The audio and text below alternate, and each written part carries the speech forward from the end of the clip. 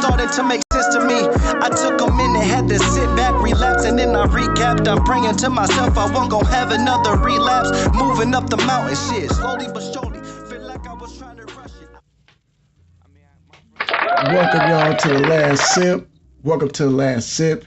It's your boy McMillions, aka Motivational Muscle. Welcome to the Brew Shop. Give another applause for the last sip, you guys.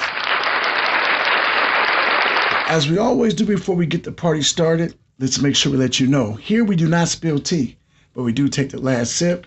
Let's get the agua in real quick.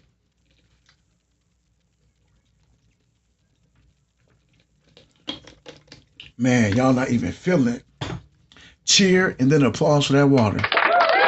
Come on, man. Come on. Water's going in. That's where it's at. Well, thank you for joining me. For y'all here on Facebook at Ontario Hill, Blue Check Verified. And all y'all at YouTube on my channel, Motivational Muscle 74. That's Muscle MUZCLE 74. I want to thank y'all. Love you. Thank you for the support.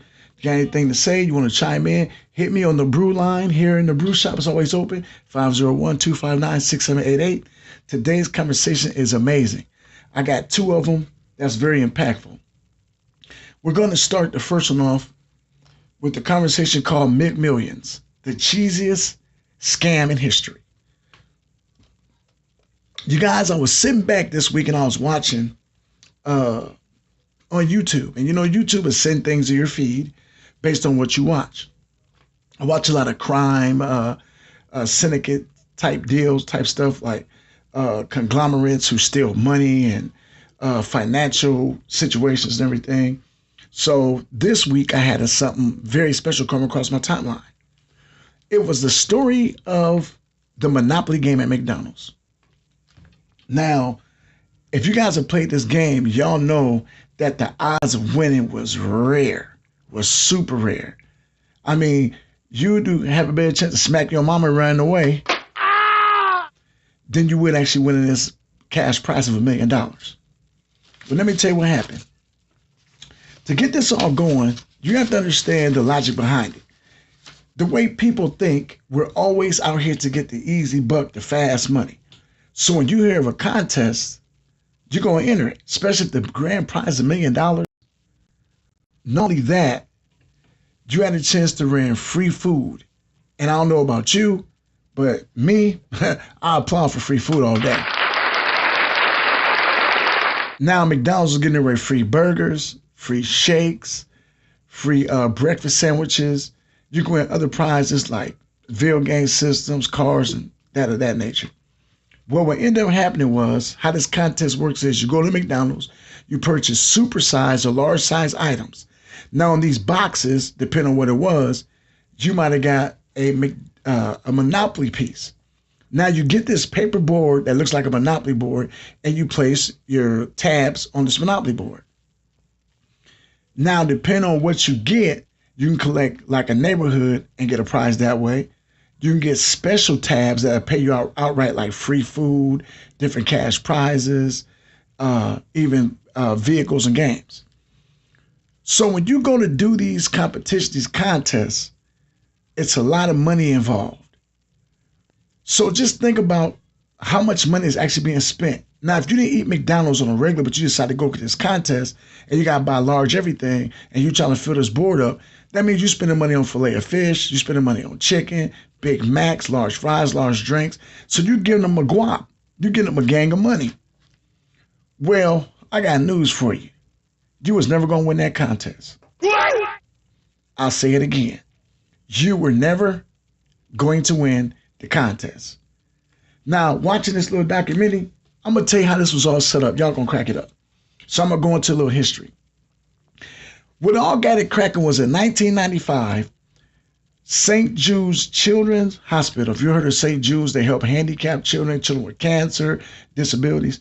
Well, they ended up receiving a prize donation of $1 million. Someone supposedly had won $1 million in McDonald's contest and sent the winning piece to St. Jude's, which they went ahead and cashed in, got $1 million for it.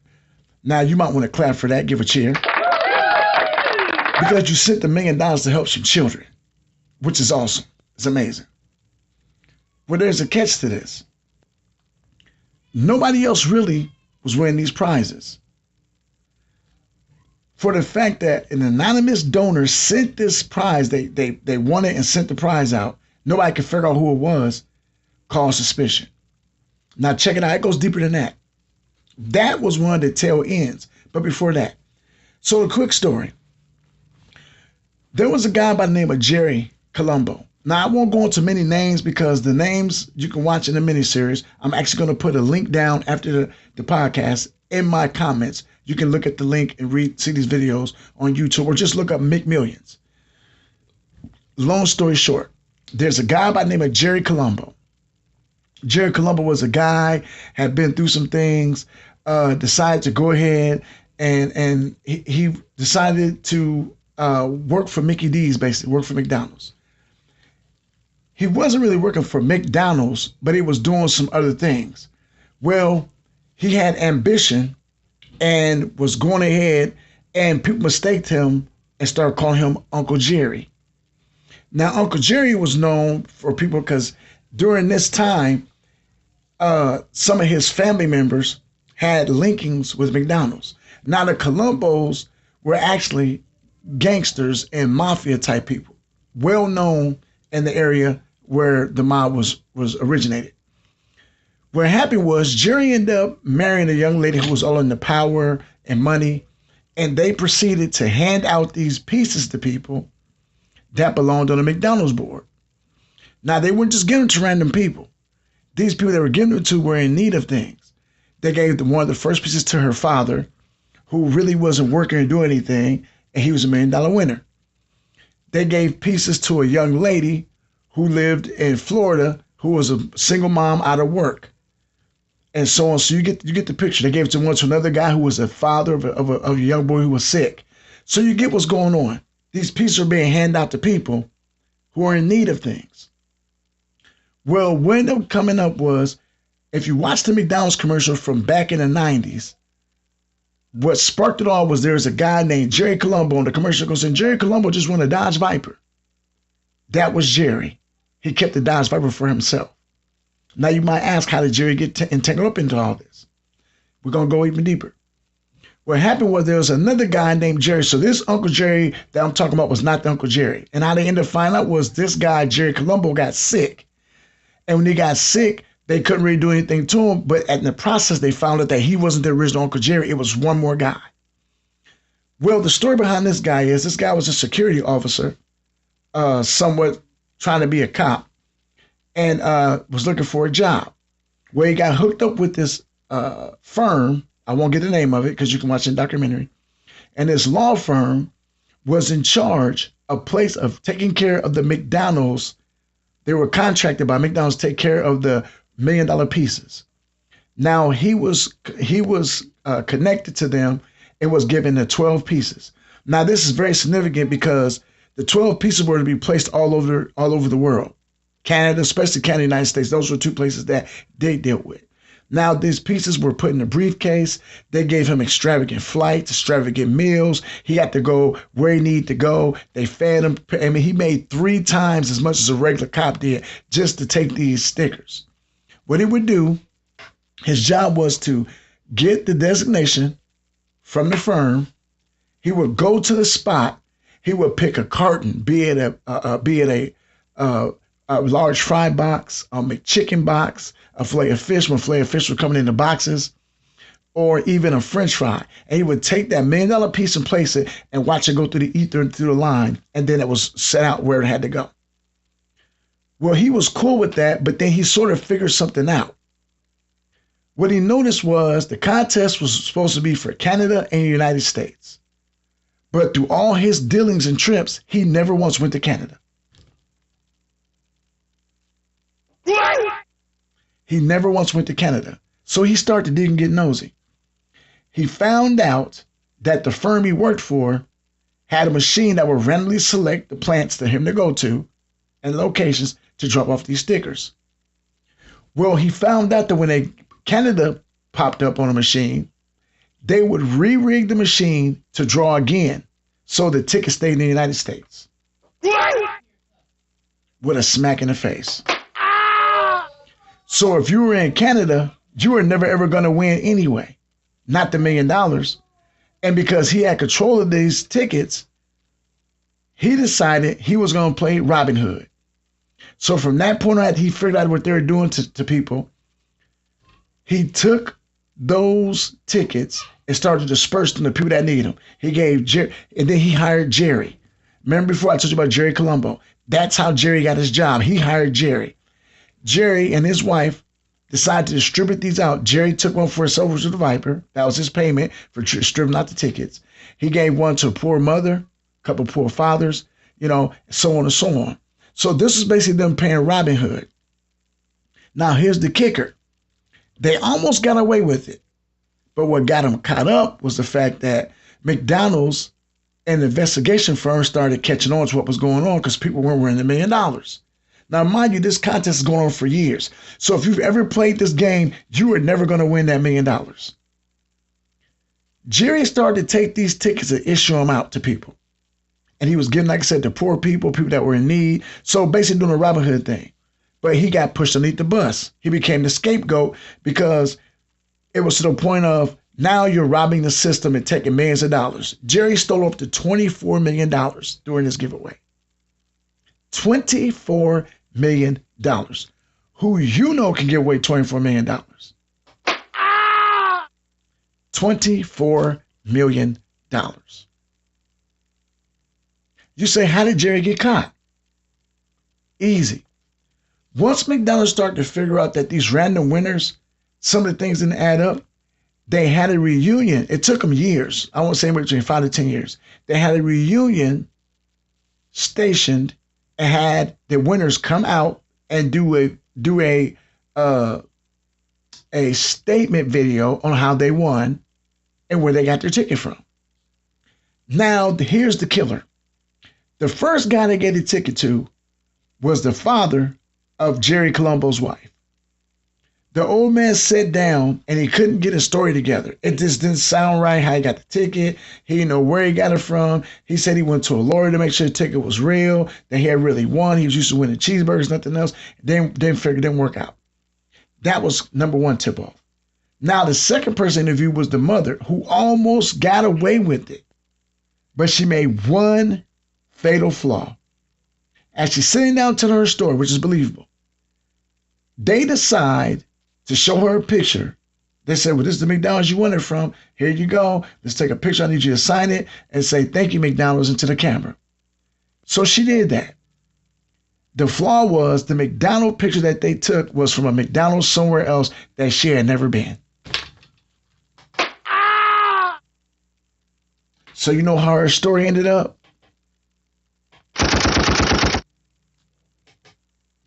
Full of holes.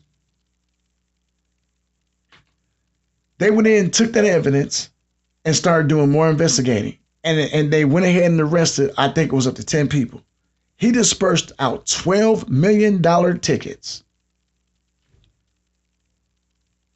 $12 million tickets. So when it all went down, Uncle Jerry, not Jerry Colombo because Jerry Colombo died. Uncle Jerry was looking at prison time.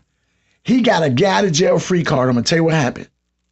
When he went to court, he mentioned how the firm that he had been working for was robbing McDonald's by not allowing the pieces to go to Canada. They were only going to the United States. So from that point, Canada and other countries sued McDonald's, in which they won a $36 million lawsuit. So McDonald's reputation was ruined. McDonald's had to leave the law firm alone. And because Jerry knew the secret, they had to settle out with Jerry. They couldn't just put him in prison. He got like, I want to say 30 something. I can't remember exactly how much time he got. He did get some time, but it was super lessened because the fact that he had bust up a sting on somebody else while he was getting busted up. And the thing is, now Jerry's the bad guy because of what he did. But think about this. I told you this story for a reason. The McDonald's story was very important because Jerry did a Robin Hood thing, a modern day Robin Hood. Now, it was like in the 90s, but still modern day to me.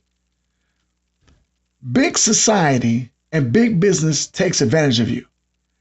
Think about it. You're going out here giving up millions and millions of dollars on these pieces. Not just you, I'm talking about as a group, all together, everybody. You're putting your income. They raise these prices of this food. You're putting your income in, trying to win this contest that you actually were never, ever going to win. So they basically are, not only are they feeding you bad food, but they're cleaning up and putting money in their wallet, in their pocket. And you know how I feel about that? Somebody needed to be smacked. Because not only were they hurting you physically, they were hurting you financially. And instead of them saying they were wrong, they messed around and got the little guy. Now, he was wrong what he did, but he tried to rectify what they were doing wrong by doing something wrong in the process. Two wrongs don't make a right at all whatsoever. Don't get quiet on me, folks. Two wrongs don't make a right. But I had to command Jerry. I had to command Jerry and give him a salute. What he did was wrong. Now, the story's deeper than what I told you. I just told you little parts of bits of story here. There's more, way more to the story. Way more. But all be told, when Jerry found out what was going on and they were doing wrong, he tried to play Robin Hood and rectify a situation that he should never have been put in place of in the first place. It should have been up to him to try to fix something that they messed up. That's where we're at right now as people. We're busy trying to fix situations that are none of our business. But we have to try to fix them because the people we deal with or the government we're in messes things up for people all the time. We have to be the one to fix healthcare. We have to be the one to fix taxes. We have to be the one to fix neighborhoods. We have to be the one to fix schooling. Because when you put it in the hands of big corporation, big company, big money, they don't do what they're supposed to do. And they leave us holding the bag, literally and figuratively. So next time you go ahead and enter one of them contests at McDonald's, as my boy KP said, remember this with McDonald's. Remember this from McDonald's. Ba-da-ba-ba-ba, we're still in it.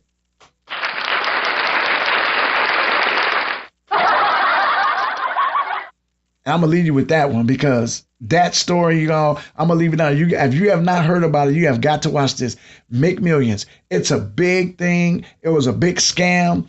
That's why I never play these games because I say, if a lot of y'all notice, y'all get these coupons in the mail and stuff too, say free stuff, scratch for the thing. Y'all I get pizza coupons from Marcos all the time. I've never won anything but a free cheese bread or a free buy one to get one free pizza. Ain't never won no money. In the McDonald's or Burger King do the contest, you always want to buy one, get one free burger. Buy one, get one free drink. Buy a drink, get this and that free. But you never, ever, ever, ever win that cash prize. Y'all do it just like the lottery. Oh, oh my God. That's how I want to do, y'all. Stop spending your money on this lottery all the time. They say you can't win if you don't play. Every dollar buys a dream. Play lotto. That's a lie. I'm going to keep it real with you. Because you know how many people are playing the lottery and aren't winning? And the more y'all sit here and spend this money on this lottery and don't win, the worse it looks. And it's getting so irritating. I am so tired of seeing people waste their hard-earned dollars on this lottery. Then half the time the lottery goes to somebody that don't need it. You get some old head that's from the past or some rich person that got an income up the wazoo that don't need that money. And then when you pass away, you can't take the money with you. You can't will it to anybody else. That's why a lot of people get a cash payout. They lose a lot of money in taxes, but they get a cash payout because the money's theirs. But you invested in putting money into these situations that in the long run aren't going to pay you anything. Just take your money. Sit back wondering why you ain't got no food in your pantry, but you just spent $50 on lottery. Let's keep it real, y'all. That's what we doing on the last sip. We keeps it real. Well, y'all, I'm going to give applause to that subject. I'm glad y'all tuned in. Like I said, I will put the link for McMillions down in the comments. Like I say, y'all, if y'all don't know the story, you got to get into the story. It is something else. So, yeah, you got to listen to it. Okay, well, now, my next thing, this is going to be my special moment because I'm going to go ahead and get my computer up and going here. Y'all, we are going to get into the NBA playoffs.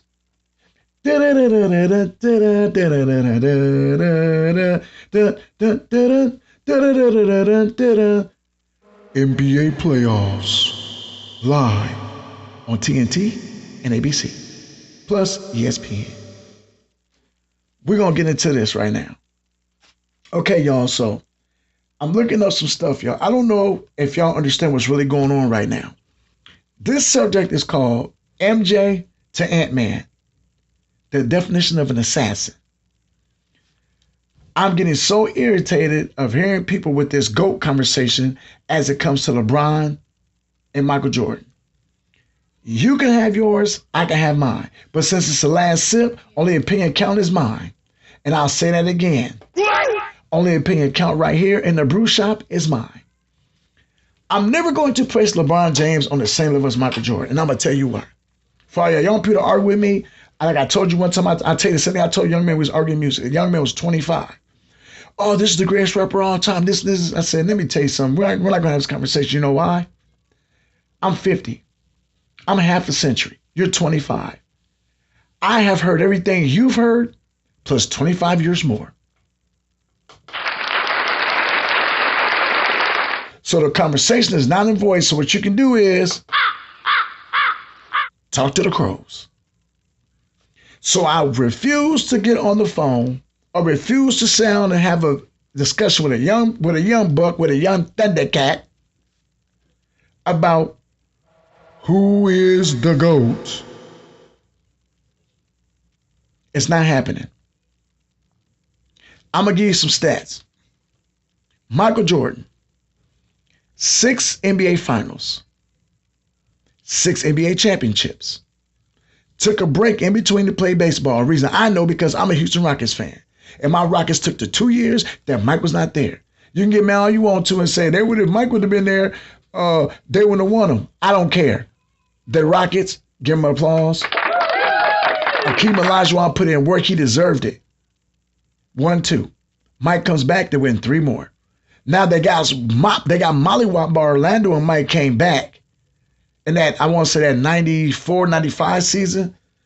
And I remember Nick Anderson and them stole the ball. They was talking mad head. And Mike them came back the next season and started spanking teams, went back. Now, 6 years, 6 finals, 6 championships, 6 MVPs for Mike. Mike had to go through Detroit, the New York Knicks, Indiana Pacers, the Cleveland Cavaliers, Charlotte Hornets, Atlanta Hawks, Boston Celtics. And back then, that's when teams had enforcers that would knock your block off. He come through the middle on the Knicks, Charles Oakley, Anthony Mason, Patrick Ewing, John Starks. Come through the middle on Detroit. Do I got to say anything else about Detroit? Joe Dumars, he tried to lock him up. Man, you had Dennis Rodman, Bill Laimbeer, Rick Mahorn, John Sally. Okay? These teams, he went against Boston. Larry Bird, Kevin McHale, Dennis Johnson, Robert Parrish. Come on, man. Cleveland Cavaliers, Doherty, Craig Elo, Mark Price, Gerald Wilkins. Man, the Atlanta, Dominique Wilkins, Kevin Willis, Stacey Augmon. These teams did not play that. Spud Webb. Then not only that, the teams he had to go and beat in the West for the championship.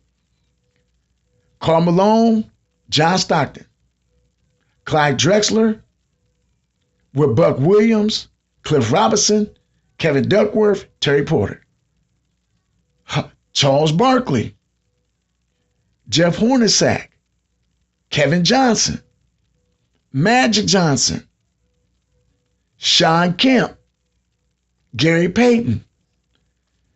You guys, these teams that he played was serious. And that's when you can hand check and everything else. Michael Jordan just gets seriously, literally clothesline. Out of all them teams, Mike kept going and going. 6 times to the chip, 6 championships in the finals, 6 finals MVPs. Now, LeBron, not going to take nothing from him, but I'm telling you right now, I don't care what he's doing this season, all-time leading scorer. Kareem was all-time leading scorer for a long time, too. I don't care no more. 10 finals, 4 championships. That means you lost 6 times. You weren't even the best player on some of them teams. You played with Wade. You played with Kyrie. You played with AD. I don't want to hear nobody else say nothing about it, period. I'm just so tired of hearing this discussion. Because in the midst of all this LeBron love and Michael hate, y'all forgetting Kobe. Smack him up. How you forget Kobe Bryant? Kobe went to what, 7 or 8 finals and won 5 of them? 5 championships. 2 different Laker eras. Him and Shaq, him and Pal. Michael Jordan incarnated. If you did not see Kobe Bryant play, I say it like this, if you didn't see Michael Jordan play, watch Kobe.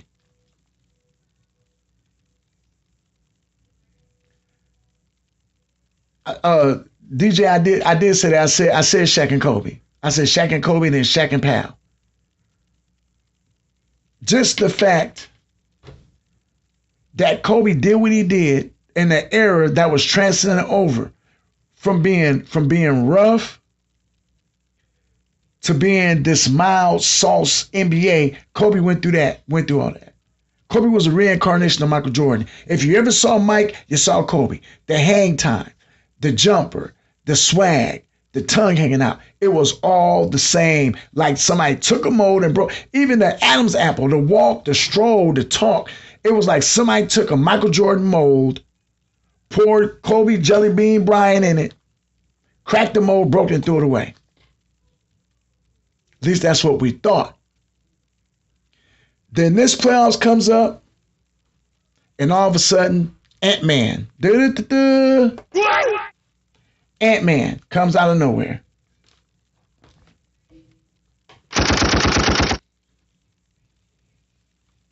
We've had a lot of people come in the league that pretend to be the next, want to be the next, and say they're the next. But an AntMan, guess what, people? We got the next one.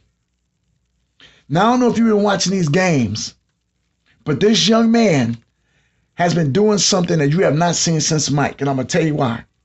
Not the LeBron thing. Like I said, I'm going to tell you again, I'm not saying LeBron's not great, but LeBron ain't no Mike, and LeBron's not no Kobe.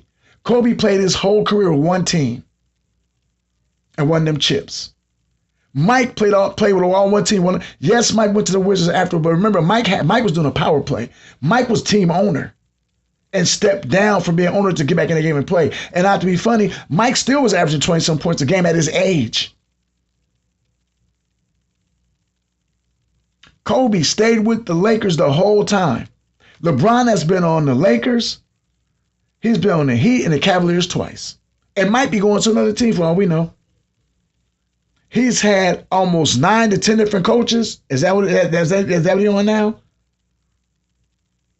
I am so tired of hearing the discussion between just Mike and LeBron when everybody keeps forgetting about the GOAT. Kobe is right there. Now back to AntMan. I'm sitting back watching this young man, and it's transcending. A couple of years, he's been doing this a couple of years. And a lot of people don't know, he got dusted up by Denver last year. Well, the man did a Michael Jordan and a Kobe. He went back into the lab and got his game right. He got the fadeaway. He got the jumper. Defense is off the chain. Well, everybody here playing this mild sauce defense, this man's going in. Not only that, you can't even get. Look what he's doing. The team already was there. People was calling him kind of soft at first because they said, Rudy Gobert got this image of being soft. Towns like to shoot threes, whatever. Well, guess what you do? You draft Ant, which they've had. You're bringing an old wily veteran like Conley, who ain't scared. Now, he comes from the grind house, the grind time. Remember that? Not Powell, but Marc Gasol and Randolph down there in Memphis. Y'all remember that? Then they bring in Kyle, who has been coached so amazingly. Don't forget, Kyle started his career with Popovich down in San Antonio. So he's got the fundamentals. You bring all these in. You make the coach. Finch is the coach. This what kills me. Coaches there, people throw away and refuse to say are good because they have star players in their team and the star doesn't want this coach. You give Finch the job, look what he did with these young players. Because they want to listen. That comes from leadership. That comes from Ant wanting to listen. So Ant comes in. Ant goes ahead and makes Towns and look, Towns, be you. Shoot the three. You ain't got to worry about the post. Do what you do. What I need you to do, Gobert, is be you. Don't worry about scoring no points. Just play D and rebound. We don't need nothing else from you. Be you. Conley, old Wally veteran. I need you to make sure you get the ball on the court. Timely three if you need it. Play defense. Oh. Did I forget about Najee Reed? Come on, man. Come on. Reed is doing the thing, bro. Reed is the man. You take all them pieces together, and then the last piece you add to it is AntMan. With his intensity, the way he thinks, his mentality, they all feed off of that. That is Michael Jordan-esque. To where when you're doing your job and you command and demand respect, it resonates through the whole team and everybody else is doing it. You bring them off the bench. Everybody else is doing it. Begin the game. Everybody, do you see? Oh my God, have you seen his interviews? He did an interview, and when he was up, they were up 3-0 on Phoenix. And the lady asked, she said, Ant, you never been here before. Are you nervous of a letdown? He said, let down. He said, I can't be let down. I've never been here before. He said, I'm killing everything in front of me. If you didn't see the interview, he said he's killing everything in front of him. And from that day, Shaq, Charles Barkley, Stephen A., Shannon Sharp, everybody has been talking about this kid. When he made the comment saying, I'm killing everything in front of me, that is Michael Jordan and Kobe. That is a Mamba mentality. I don't want to be your best friend. I ain't got to be. You're on my way to getting this championship. I'm gonna hunt you down. I'm killing everything in front of me is what he said.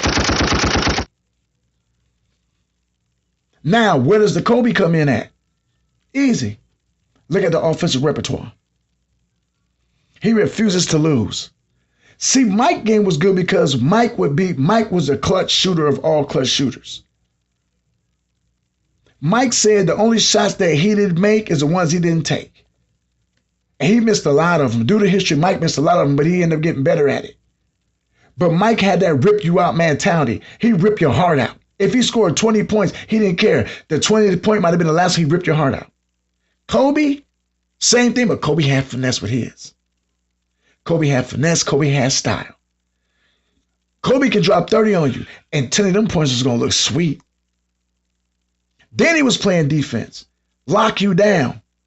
Mike did too, but Kobe had to stop with his defense. He would lock you down. He'd funnel you into Shaq, and Shaq would tear your butt up.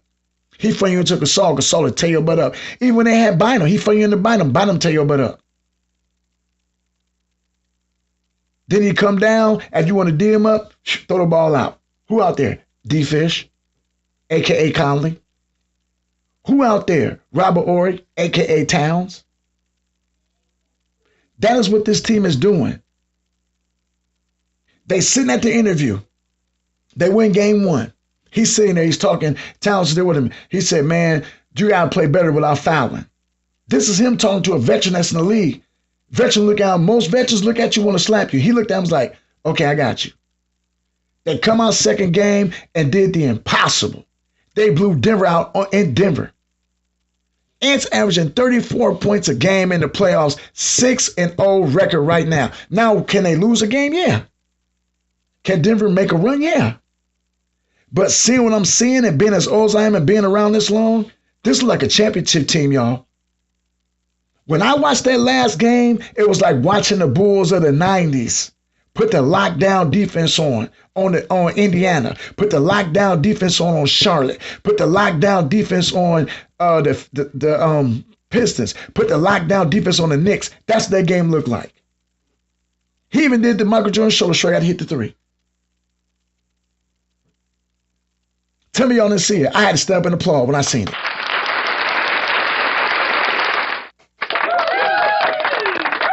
Yoke might be the third time MVP and he couldn't get nothing.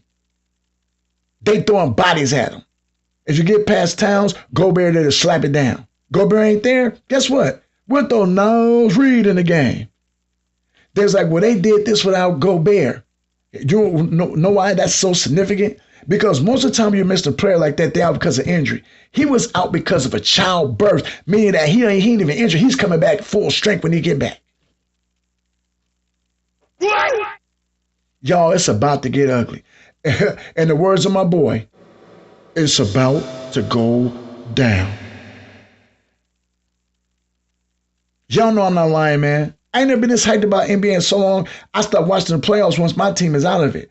But because I'm watching this young man ascend to the top of the league looking like Mike, y'all, I'm telling you, if you ain't seen this young play, you got to watch one of the Minnesota Timberwolves games. He does. When you're looking at something special and you see it, you know it's special, you'll continue to watch. Y'all, if y'all have not seen these games, even in losing effort, you got to watch this ascension of this young star. And he ain't even in MVP voting. He's not even in MVP voting. Y'all all need to be. Ask yourself, how you not being in MVP voting? Because that is a seasonal award. He is destroying the league right now and looking dang good at it too. Look like Mike out there. Tongue hanging out, dunking on fools, stealing the ball, getting the assist. Then an interview last night. I'll leave with this one. This is the killer for me right here. They interviewed him last night. He's sitting there with Towns. He tells Towns, he said, man, y'all did an amazing game. He said, matter of fact, you did it without fouling. Towns was like, see, I told you I could do it. Good job. That resonates with me. You got a young man leading this team and they are following him. He's their leader. They feed off of him. They're following him. Then he sits back, he goes, yeah, I get Denver all the props. They champions over there. They're not going out easy and simple. He said, I tell the crowd, the team all the time when Finch is speaking, Finch says, be prepared to take their best punch. He said, you know what? Well, coach, he said it in the huddle. Well, coach, guess what? We punching too. We ain't going to sit there and let them just punch us. We're going to punch them back. He said, it's a fight. They're going to punch us, but we punching right back. Y'all, in this day and age of soft sports, to have a player like this at this young doing this, transcending the whole sport, he's a throwback to when I was watching basketball on CBS. He's a throwback to when I was watching basketball on NBC. He's a throwback to the era where players were players, men were men. They didn't care about getting fouled, coming to the hole. They didn't care about being your best friend. They was busy trying to rip your heart out when they got on the court. And that's how you win chips. We're in this soft, light-skinned boy era. Excuse me, y'all. Yeah, I'm talking about team light-skinned. Everybody got so hyped up about that. The big threes and the light team light skins, the three-point shooting, till we forgot about real aggressive basketball. AntMan is bringing the game back. He's doing what he's got to do. He's got the team following him. The coach believes in him. The league is transcending because of this young man here. And from the lineage of Michael Jordan to Kobe. And I said, I wasn't not putting LeBron in this conversation because LeBron does not have that dog killer in him. Oh, he's got game. I'm never going to take away nothing from LeBron. Y'all understand. I've been watching LeBron before he was in high school, when he first started doing things with his boys in Cleveland, and before they started getting on the traveling teams and doing the academy games. The young man always been special. So peace and love to him. Always been special. But when it comes to the GOAT conversation, matter of fact, I go further than that. Here's my lineage to me. I'm just talking about guards. I know y'all gonna say, no, I'm talking about the guards I saw in my eyes, spectacular guards. Dr. J was a forward, but I call him a guard. Dr. J, Michael Jordan, Kobe Bryant, now AntMan.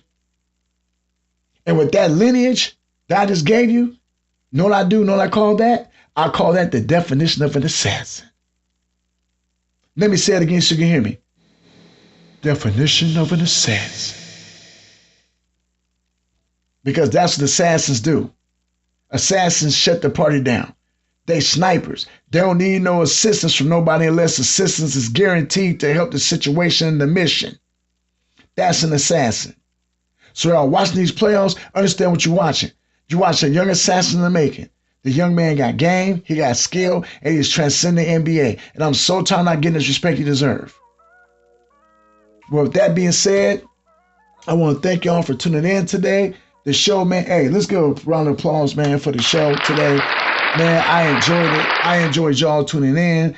Just, man, today was just an awesome show, man. I don't even really understand how I'm receiving this love from y'all, man. The Facebook fans, followers, YouTube fans and followers, subscribers, I love y'all, man. I thank y'all. Y'all can subscribe to me on Facebook right now. I have subscription. Go ahead and go into my bio or just look on my page. There's subscriptions there. 99 cents a month. Help me, hey, 99 cents a month, you can feed a child. Hey, that's me. I'm a kid, grown one. 99 cents a month, you can feed me.